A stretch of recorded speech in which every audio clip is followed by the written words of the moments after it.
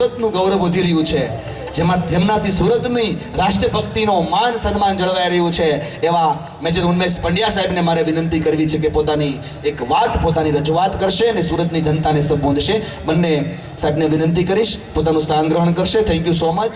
मंच पर और मंच समक्ष उपस्थित सभी भारत माता के लाडले संतानों, भारत माता के इस भारतवर्ष के पश्चिमी भूभाग में हम यहाँ पर उपस्थित हैं। अपनी दाहिनी बाजू की मुट्ठी जैसा यह प्रदेश है। भारतवर्ष क्या है, हम राष्ट्र की ओर एक कदम के लिए इकट्ठे हुए हैं, तो इसके ऊपर एक छोटा सा चिंतन हो जाना चाहिए। इस पश्चिमी भूभाग के गुजरात प्रांत के एक कवि हैं जो 100 साल पहले काव्य रचना तकरीबन दे गए हैं। गुजरात की ये काव्य रचना गुजराती में है। आदरणीय जनरल साहब और धर्मबंधु जी, ये रचना जो है उसको कश्मीर से कन्याकुमारी तक या विश्व भर में फैला हुआ भारतीय किसी भी भाषांतर के बगैर समझ सके ऐसी सामान्य शब्द रचना है, लेकिन इसके भाव जो है वो भारतवर्ष को प्रकट करते हैं। कवि श्री उमाशंकर जोशी ने सिर्फ 4 पंक्तियों में भारत का वर्णन किया है कि भारत नहीं नहीं विंध्य हिमालय, भारत उन्नत नरवर, भारत नहीं गंगा नहीं यमुना, भारत संस्कृति निर्झर। ये है भारतवर्ष।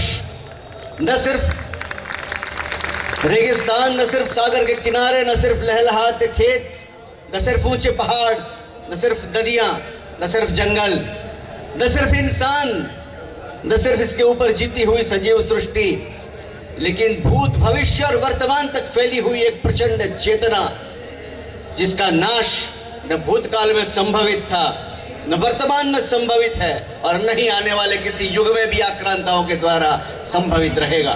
ऐसा यह भारतवर्ष, इसकी पहचान इस पश्चिमी भूभाग का एक दरिया के ऊपर का एक क्षेत्र है जिससे सबसे बेहतरीन तरीके से हो सकती है, और वो है प्रभास सोमनाथ का वो तीर्थ जहां पर सबसे पहले आज से 1000 साल के नजदीक आक्रांताओं का सबसे पहला कुठारा घात हुआ। पूर्णतया उस मंदिर को ध्वस्त कर दिया गया परदेशी आक्रांताओं के द्वारा, और उसके बाद भारत की स्वतंत्रता आते आते कुल मिलाकर के 16 बार उस मंदिर को पूर्णतया ध्वस्त कर दिया गया।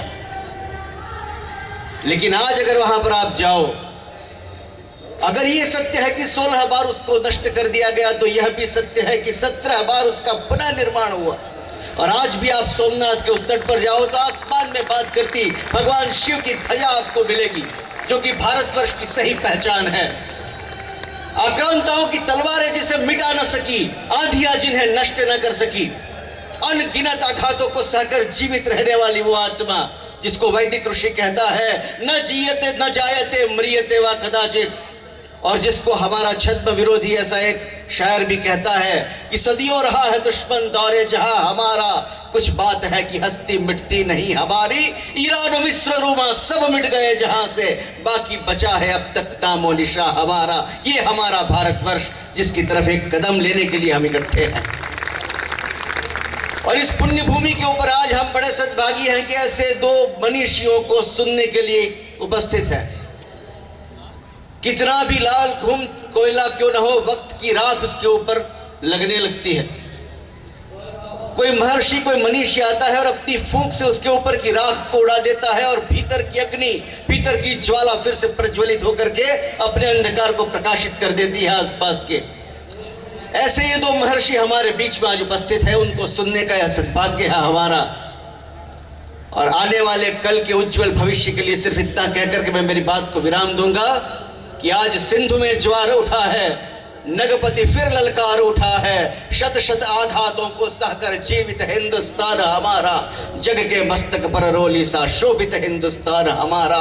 दुनिया का इतिहास पूछता रोम कहाँ यूनान कहाँ है, घर घर में शुभ अग्नि जलाता वह उन्नत ईरान कहाँ है, दीप बुझे चहुओर गगन में व्याप्त हुआ बरबर अंधियारा, किंतु चीर कर दम की छाती चमका हिंदुस्तान हमारा। इस चमकते हिंदुस्तान के इन नृत्यों को सुनने के लिए हम यहाँ पर उपस्थित है।